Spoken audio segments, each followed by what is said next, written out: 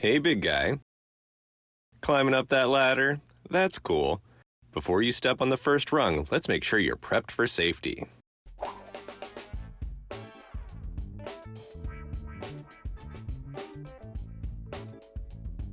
Did you know more than 500,000 people are treated for ladder-related injuries each year? That's roughly 500,000 more than are treated for injuries caused by lawn darts.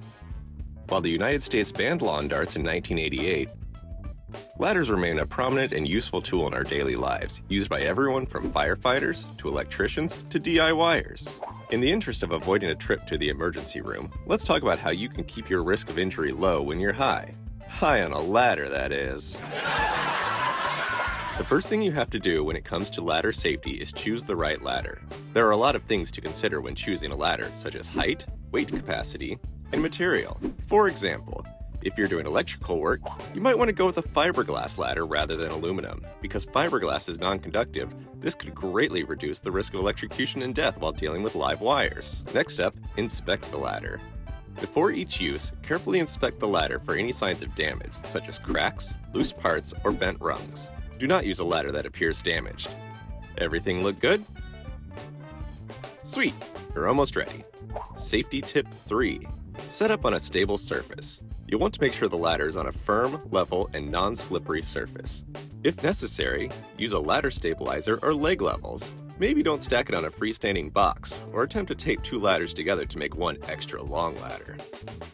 Okay, my guy, you're almost ready to climb up that ladder. Before you do, though, we'll need to check that angle. When setting up a leaning ladder, position it at a 75-degree angle. The base of the ladder should be approximately 1 foot away from the surface it's resting against for every 4 feet of height. Our ladder is 10 feet tall, which means the base should be about 2.5 feet away from the wall. Isn't math fun? Okay, one more. Then you can get up on your precious ladder. Secure the ladder. Use ladder locks, braces, or other mechanisms to secure the ladder and prevent it from slipping during use. Doesn't that seem like good advice? Aren't you glad you waited? Good. Now get on that ladder. Whoa there, Sir Edmund Hillary. Before you scale Mount Everest, let's talk about your technique. See how you've only got 1 foot and 1 hand on the ladder? That's no good.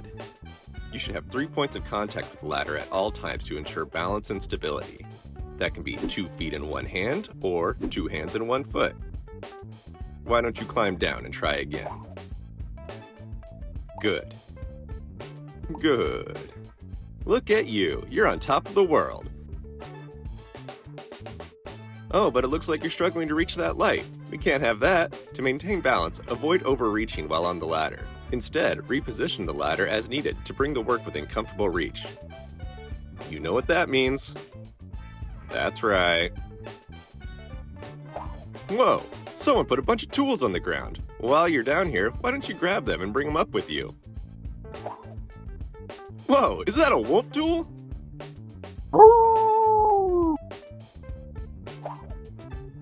I don't think so. Carrying heavy or bulky items can throw off your balance. It's best to use a tool belt, bucket, or pulley system to transport tools and materials up and down the ladder. Or I guess pockets work too. There you go. You might not appreciate this, but by the end of this video, you're going to be the safest ladder climber this world has ever seen. Stop right there. Okay, I'm not mad, but you've got to follow the ladder's height recommendations. Overreaching from an unsafe height significantly increases the risk of falling. There, doesn't that feel safer? Alright, safety boy. I have but one lesson left to teach you. Now that you've mastered the art of ladder safety, it's time for you to educate and train. Provide proper training to anyone who uses a ladder regularly. Refer to the resources on your screen. And remember, safety now is the key to ladder fun.